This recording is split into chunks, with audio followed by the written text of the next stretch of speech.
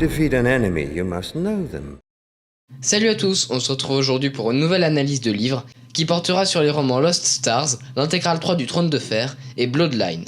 Vous avez l'habitude maintenant, hormis le Trône de Fer, j'ai lu ces livres en anglais et certains détails ont pu m'échapper. Commençons avec Lost Stars. Ce livre raconte l'histoire de Saenari et Thane Kyrell, des amis d'enfance puis amants, se retrouvant dans des camps opposés de la guerre civile galactique, Saena du côté de l'Empire et Thane avec la Rébellion. J'ai beaucoup aimé ce livre, vraiment énormément, mais je continue quand même de croire qu'il est un peu surcoté et je dis pas ça parce qu'il contredit certains éléments des chroniques de Césarène. Cependant, ne vous y trompez pas, j'ai vraiment aimé ce livre, c'est le meilleur que j'ai pu lire dans cette série de vidéos, du moins pour le moment, même si on peut pas dire que j'en ai lu beaucoup.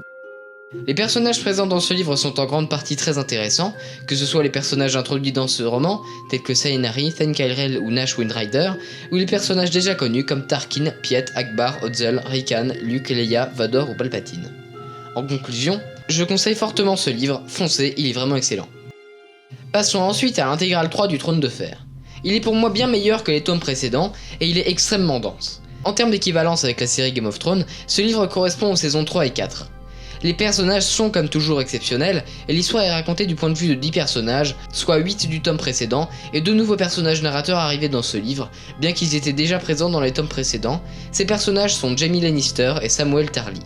Maintenant ça va spoiler sévère, donc rendez-vous à 2 minutes 33 si vous voulez pas être spoilé. Voilà, je vais donc pouvoir parler librement. Je vais commencer par les choses que j'ai trouvées dommages. La mort de Balon Greyjoy se déroule hors champ, et j'avoue j'ai trouvé ça un peu triste. Arya ne passe que peu de temps avec le limier, ce qui est aussi dommage car dans Game of Thrones, il forme l'un des meilleurs duos de la série. Le procès de Tyrion était aussi trop rapide à mon goût, alors que dans la série c'est ma scène préférée avec l'explosion du sceptre de Baelor. Maintenant, les choses que j'ai aimées. Comme ce livre est l'équivalent des saisons 3 et 4 de Game of Thrones, il permet de rendre compte du fait que les morts de Balon Greyjoy, Robb Stark et Joffrey Baratheon sont vraiment proches dans le temps, alors que Balon meurt en saison 6 dans la série. Fin des spoilers. Les arcs narratifs qui m'ont le plus plu étaient certainement ceux de Sansa Stark et Jaime Lannister, bien que ce soit difficile de les départager car la plupart sont vraiment bien.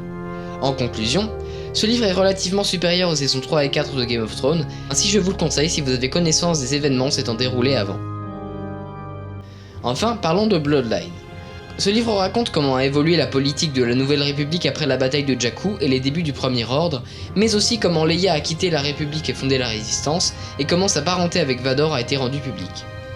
Bien qu'il ne lui soit pas consacré dans sa totalité, ce livre parle surtout de politique, ce qui était prévisible en provenance d'un livre centré sur Leia. On peut y croiser des personnages que l'on connaît, comme Leia, Han, C3PO ou d'autres, et de nouveaux personnages, comme par exemple Ransolm Casterfo, Caris Sindian ou Rin Rivindi.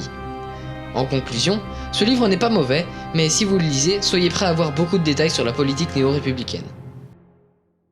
Et voilà, c'est la fin de cette analyse de livre, on se retrouvera plus tard pour une nouvelle vidéo, alors au revoir et que la force soit avec vous. Not simply their battle tactics, but their history, philosophy, art,